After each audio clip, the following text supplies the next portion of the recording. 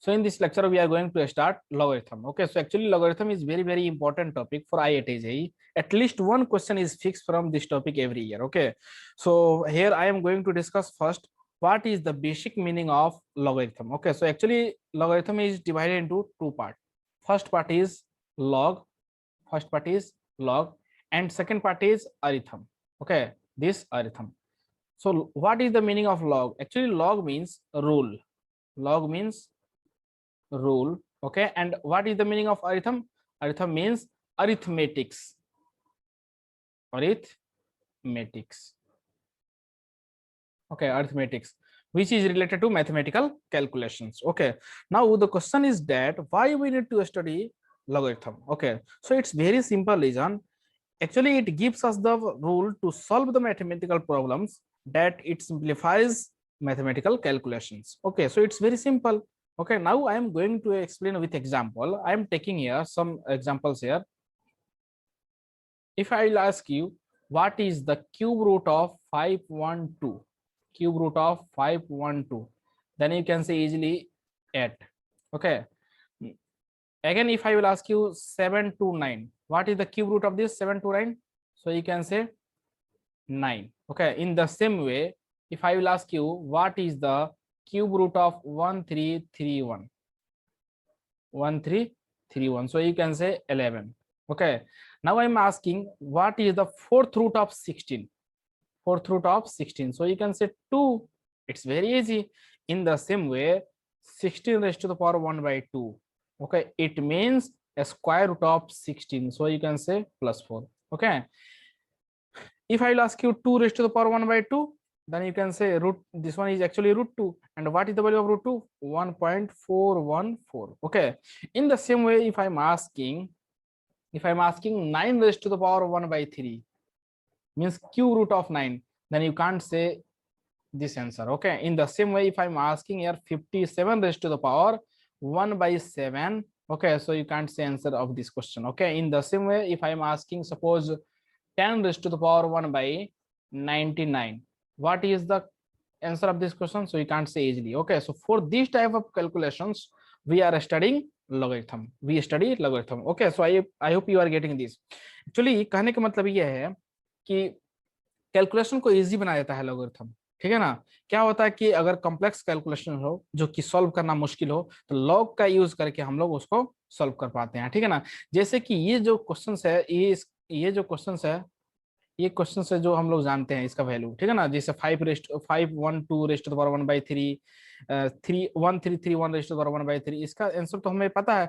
लेकिन अगर क्वेश्चन ऐसा आ जाए 9 raised power 1/3 means cube root of 9, तो आप आंसर आसानी से नहीं दे पाएंगे, ठीक है ना। 57 रेस्ट पावर 1/3 कितना लेंदी कैलकुलेशन है, तो इस टाइप का कैलकुलेशंस को सॉल्व करने के लिए हम लोग लॉग पढ़ते हैं, ठीक है। तो आई होप आपको ये समझ में आ गया होगा। लॉग जैसे लेंगे तो ये हमारा कैलकुलेशन क्या हो जाएगा, आसान हो जाएगा, ठीक है ना। तो ये चीज तो पता चल गया कि लॉग लॉग का मतलब क्या होता है। लॉग लॉगरिथम जो होता है वो दो भाग में डिवाइड है। लॉग का मतलब होता है रूल, अरिथम का मतलब होता है कि अर्थमेटिक्स, जो कि मैथमेटिकल कैलकुलेशन से क्या हो, रिलेटेड हो। और लॉग क्यों पढ़ते हैं, तो आपको समझ में आ गया कि अगर कैलकुलेशन बहुत ही लेंदी हो, ठीक है, तो उसको क्या कैसे सॉल्व करेंगे, लॉग की हेल्प से उसको आसानी से सॉल्व करें। हमारे पास एक ये शानदार टूल है, ठीक है ना। और एक और चीज ध्यान में रखना है कि मीन्स मोस्ट ऑफ द जो टॉपिक्स है हमारा, उसमें लॉग का इस्तेमाल जरूर होगा, ठीक है ना। तो इस चीज, ये बेसिक टॉपिक है, इसको ध्यान में रखना जरूरी है। और इससे एक क्वेश्चन तो फिक्स है हर साल, ठीक है ना। आप प्रीवियस ईयर देख सकते हैं। चलिए अब मूव करते हैं कि लॉगरिथम होता क्या है, इसका डेफिनेशन की तरफ। लॉगरिथम क्या होता है, ठीक है ना। What is logarithm.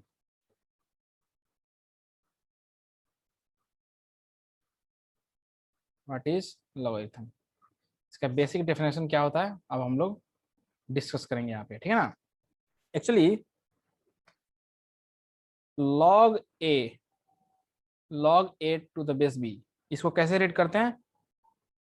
This is read as log a to the base b, ठीक है ना। इसको कैसे रीड करते हैं, log a to the base b। ये चीज आपको ध्यान में रखना है सबसे पहले। इसको रीड कैसे करते हैं, लॉग ए, ये जो गिवन है इसको कैसे करते हैं, log A to the base B and is a number, okay, when raised on b, okay, will produce a, will produce a। इसका मतलब मैं समझाऊंगा आपको, ठीक है। also a b is greater than 0 and a and b is not equal to 1, ठीक है ना। ये चीज आपको ध्यान में रखना है, ये कंडीशन है इसका, मैं ऐसे डिस्कस करने वाला हूँ इस पे, ठीक है, ये जो कि बहुत ही इंपॉर्टेंट है, ठीक है ना। अब देखिए कहने का मतलब क्या है कि जैसे log a to the base, इसको कैसे पढ़ते हैं, log a to the base b। ये जो a है इसको क्या बोलते हैं, इस a को बोलते हैं हम लोग, इस a को क्या बोलते हैं भाई, इसको बोलते हैं नंबर, और यू कैन से आर्गुमेंट। आप आर्गुमेंट भी बोल सकते हो या आप इसको आर्गुमेंट नंबर बोल सकते हो, ठीक है ना। ये जो बी है ये क्या आता है यहाँ पे, बेस होता है, इसको बोलते हैं बेस, ठीक है ना।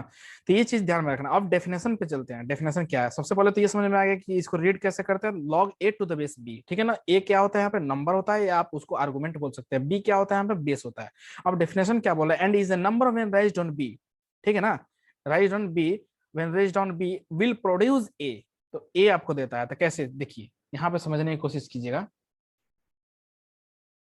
जैसे मैं यहाँ पे लिख रहा हूँ log a to the base b is equals to k, right side में मैं एक k कोई भी एक वेरिएबल कंसीडर कर रहा हूँ, ठीक है ना।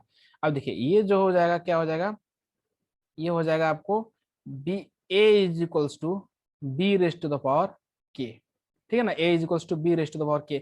क्या बोला, is a number when raised on b, ठीक है ना, b के पावर में अगर ये आ जाएगा, विल प्रोड्यूस ये, तो क्या मिलेगा हमें, a मिल जाएगा, ठीक है ना। यही तो हमें, यही चीज आपको ध्यान में रखना है, यही तो हमें चाहिए, a is equals to b raise to the power k, ठीक है ना। आई होप ये चीज यहाँ तक समझ में आ रहा होगा कि हम लोग क्या कर रहे हैं। log a to the base b is equals to k, so we can say number और argument equals to base raise to the power R H S. अब देखिए यहाँ पे हम लोग एक कुछ बेसिक चीज डिस्कस कर लेते हैं कि यहाँ पे जो ये है, यहाँ पे जैसे कि ये के, ये ए क्या है यहाँ पे, आपको तो पता ही है कि ए क्या है, आर्गुमेंट या नंबर है, ठीक है ना। के क्या है, पहले ये डिस्कस कर लेते हैं। के यहाँ पे है, आप बोल सकते हो इंडेक्स, या आप इसको बोल सकते हो डिग्री, या आप इसको पावर बोल दीजिए या एक्सपोनेंट बोल दीजिए, पावर या एक्सपोनेंट, ठीक है ना। ये के क्या यहाँ पे, कुछ लोग पावर भी बोलते हैं, इंडेक्स भी बोलते हैं, एक्सपोनेंट बोलते हैं, डिग्री बोलते हैं, आपकी मर्जी, ठीक है ना। देखिए बी के यहाँ पे, बी जो है वो क्या है, बेस है, यहाँ पे क्या है, बी बेस है, ठीक है ना। तो ये चीज आपको ध्यान में रखना। अब मैं इसको, आप इसको याद कैसे रखेंगे, तो मैं उसका ट्रिक्स बता देता हूँ। ये जो क्या है हमारा, ए क्या है यहाँ पे, आर्गुमेंट है, नंबर या you can say argument, argument और you can say number also, ठीक है। ये क्या है हमारा, नंबर है या आर्गुमेंट है। ये बी क्या है यहाँ पे, बेस है, बी जो है बेस है। और ये के क्या है यहाँ पे, के जो है आरएचएस में था ना पहले से, ये देखिए ना यहाँ पे, ये क्या है आरएचएस में था, मैं यहाँ पे लिख देता हूँ आर एच एस, ठीक है ना। तो ये आपको फॉर्मूला याद रखना है फाइनली, ठीक है ना। ये जो है बहुत ही इंपॉर्टेंट, आपको फाइनल जो फॉर्मूला रखना है, याद क्या रखना है, नंबर और argument is equals to base raise to the power R H S. ये फॉर्मूला का हम लोग बहुत ही यूज करने वाले हैं, बहुत यूजफुल फॉर्मूला है, ठीक है ना, ब्रह्मास्त्र है ये। आपको तो याद रखना है, अगर लॉग पढ़ रहे हैं तो आपको ये फॉर्मूला याद रखना है, ठीक है। नंबर और argument is equals to base raise to the power R H S, ठीक है। अब देखिए नेक्स्ट क्वेश्चन की तरफ, अब बात करते हैं कि डोमेन क्या होता है, ठीक है ना। अब आप पूछिए कि सर डोमेन क्या होता है, डोमेन तो पता ही नहीं है कि डोमेन होता क्या है, ठीक है ना। तो देखिए डोमेन क्या होता है, डोमेन क्या होता है, डोमेन ऑफ लॉगरिथम। अब बात करते हैं डोमेन ऑफ लॉग,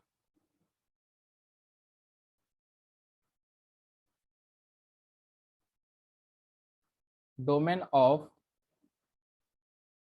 लॉग, ठीक है ना। डोमेन का लॉग क्या होता है? अब डोमेन क्या होता है?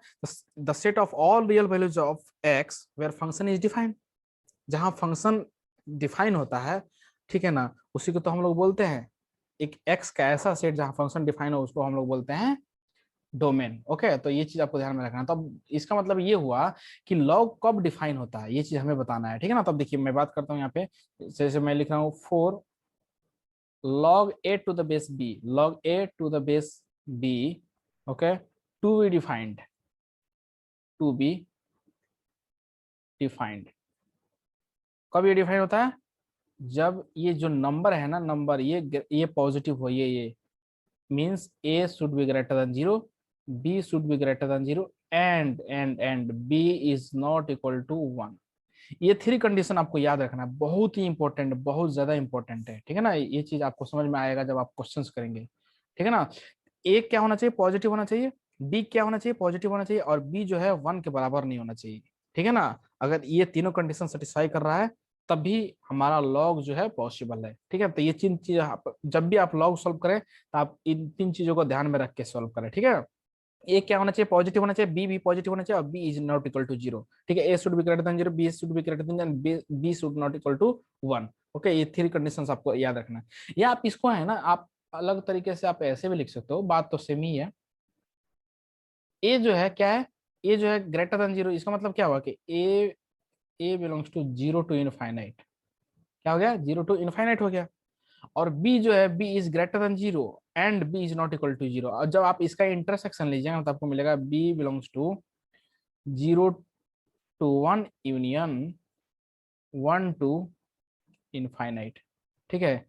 दोनों चीज सेम, आपको जो मर्जी, आप चाहे तो ये याद रखिए, ये याद रखें, लेकिन हम तो सजेस्ट करेंगे आप पहला वाला याद रखिए, ठीक है। कि ए जो है पॉजिटिव होना चाहिए, नंबर और आर्गुमेंट जो होना चाहिए